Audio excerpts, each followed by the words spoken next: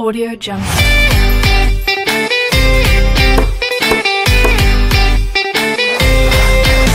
Audio Jungle.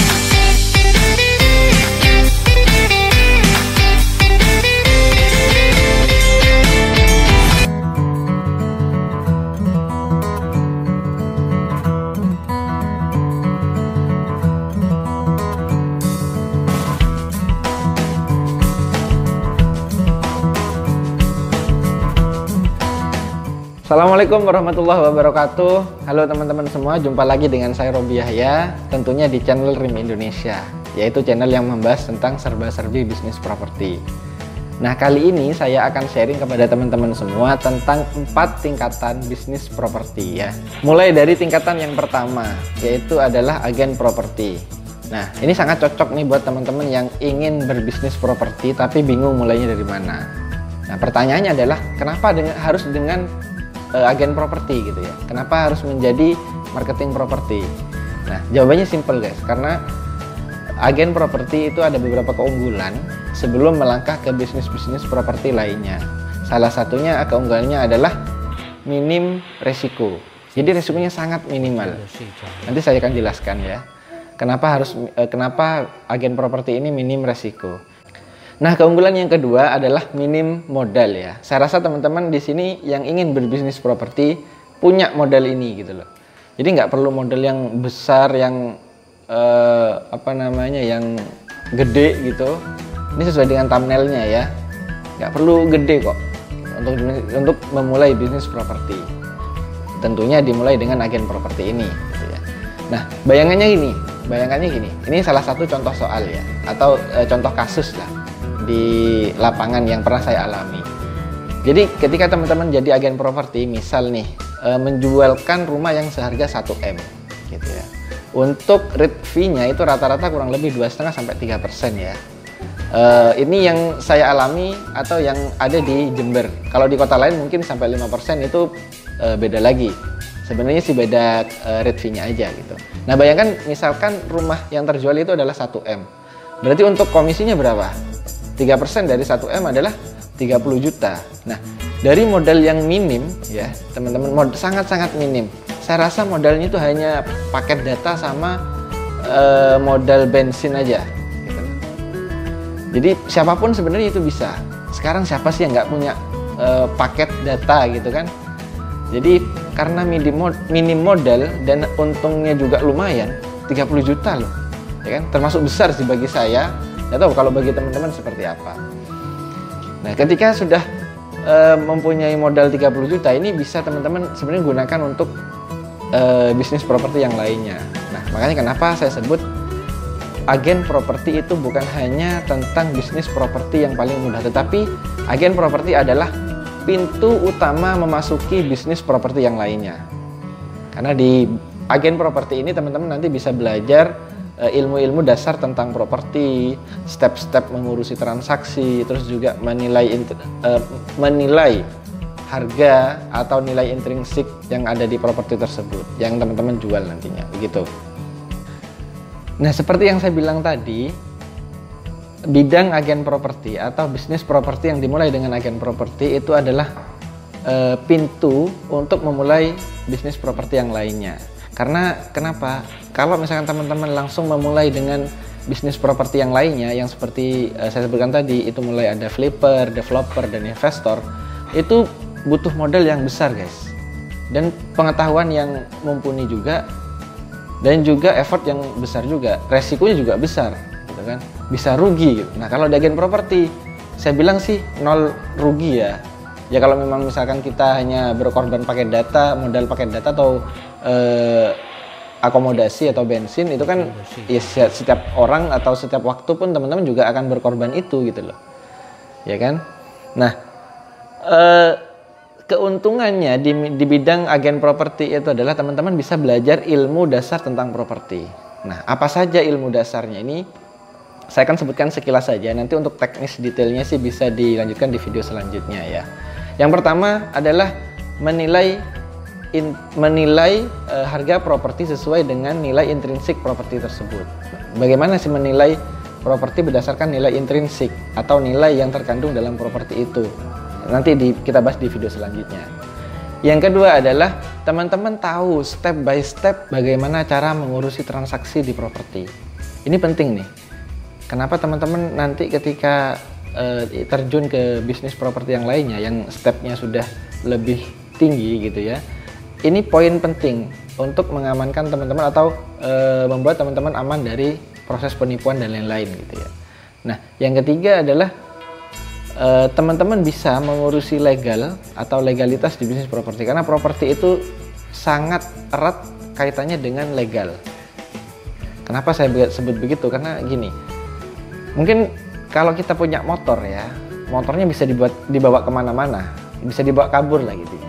Nanti kalau teman-teman motornya dibawa kabur, tapi teman-teman pegang BPKB-nya, itu kan ya sama aja, apa fungsinya BPKB kan gitu. Nah, tapi kalau rumah beda nih, rumah nggak bisa dibawa kemana-mana, ya kan, nggak bisa dicolong atau dibawa lari, itu nggak bisa. Tapi legal, surat, itu yang utama gitu loh. Beda ya dengan kendaraan. Nah, ketika teman-teman nanti sudah tahu ilmu-ilmu dasar tentang properti, nah teman-teman akan lebih mudah, lebih nyaman, dan lebih aman ketika teman-teman beralih atau memulai bisnis properti yang tingkatannya sudah di atasnya, seperti flipper ataupun developer gitu loh. Nah, teman-teman juga punya privilege atau kemudahan ketika teman-teman memulai bisnis properti dari agen properti. Apa itu?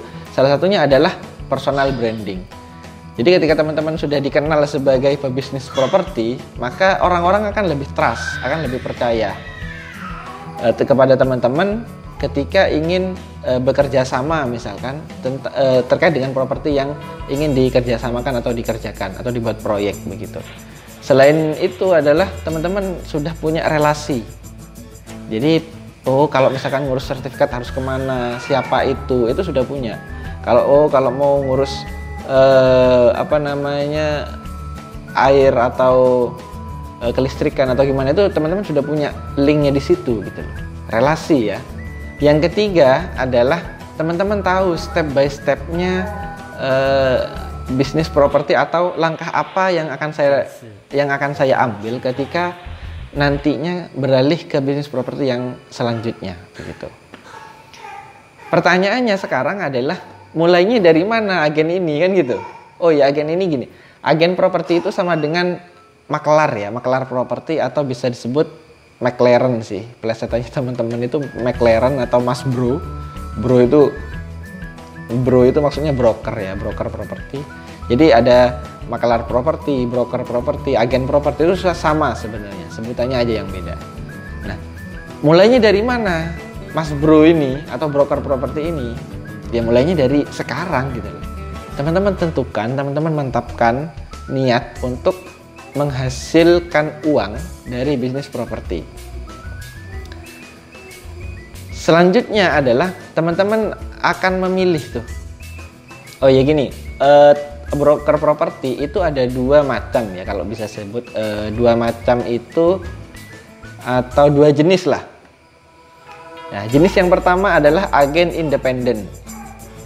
Agen independen ini apa? Agen independen ini adalah agen properti atau makelar yang dia tidak ada naungan agensi atau dia tidak punya kantor lah, bahasanya kayak gitu. Jadi kenapa saya sebut independen? Ya independen sendiri gitu loh. Jadi dia bergerak sendiri tanpa aturan dan lain-lain gitu. Yang kedua adalah agen properti profesional. Nah, kenapa saya sebut profesional? Karena dia sudah ada sistem diatur oleh kantor, ada kantornya memang, agensi gitu ya, nyebutnya sih agensi. Mari kita ulas yang pertama, agen independen itu ada beberapa kelemahan dan kemudahan juga. Atau gini, ada beberapa kelemahan dan keunggulan. Kelemahannya agen independen itu yang pertama, dia bergerak sendiri. Jadi dia yang nggak ada sistem yang mengatur dia gitu loh. Dia mau kemana, mau ngapain aja itu ya sudah, terserah dia sendiri gitu. Yang kedua, kelemahannya adalah tidak adanya brand usaha atau bisa disebutnya sih corporate brand ya. Nah, hubungannya apa sih corporate brand dengan agen independen? Nanti misal nih teman-teman mau mengajak kerjasama dengan instansi atau dengan perorangan gitu aja. Ketika teman-teman sudah punya brand corporate atau brand usaha yang itu resmi gitu ya, maka akan menambah kepercayaan diri dari agennya itu sendiri dan juga menambah trust dari klien atau konsumen yang akan dibantu menjualkan propertinya itu. Nah, apa itu agen properti independen? Ya, mari kita bahas. Agen properti independen itu adalah agen yang dia bergerak sendiri, jadi tidak terikat dengan aturan kantor. Mungkin itu kelebihannya agen independen ya. Jadi dia tidak terikat dengan aturan kantor agensi properti. Yang kedua adalah fee yang dia dapat itu bisa diambil dia sendiri tanpa harus dibagi ke yang lain. Nah, tapi jangan sampai markup harga ya.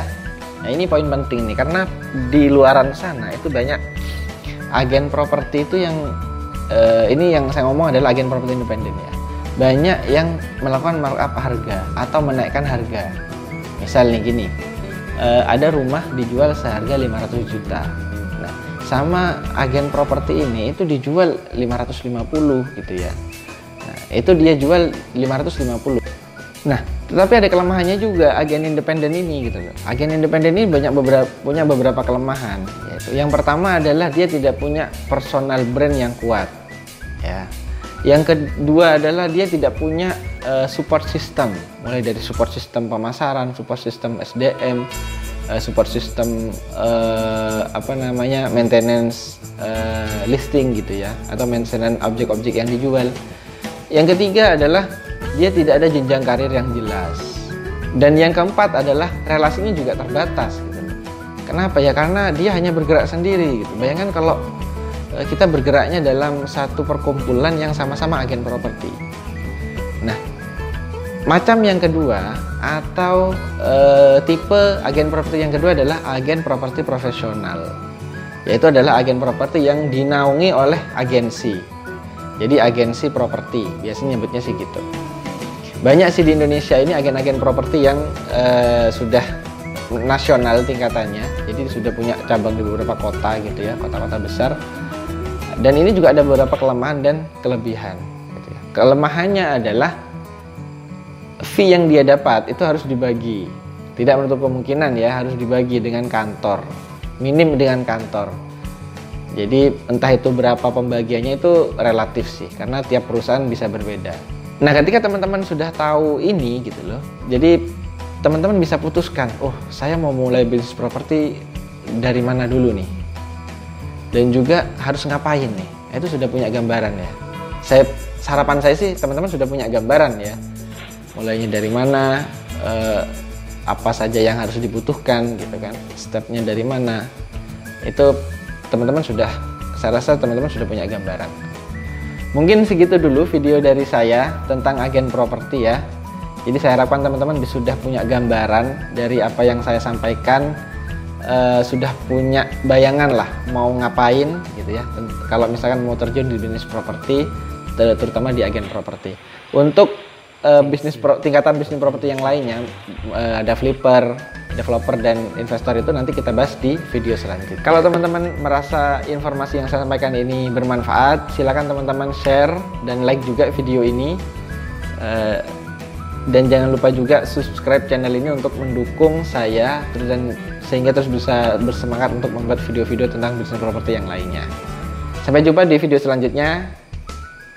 Salam dari Jember, Robi Yahya. I'm an icon, man. I'm a girl about a 10. I should fuck her in a bed.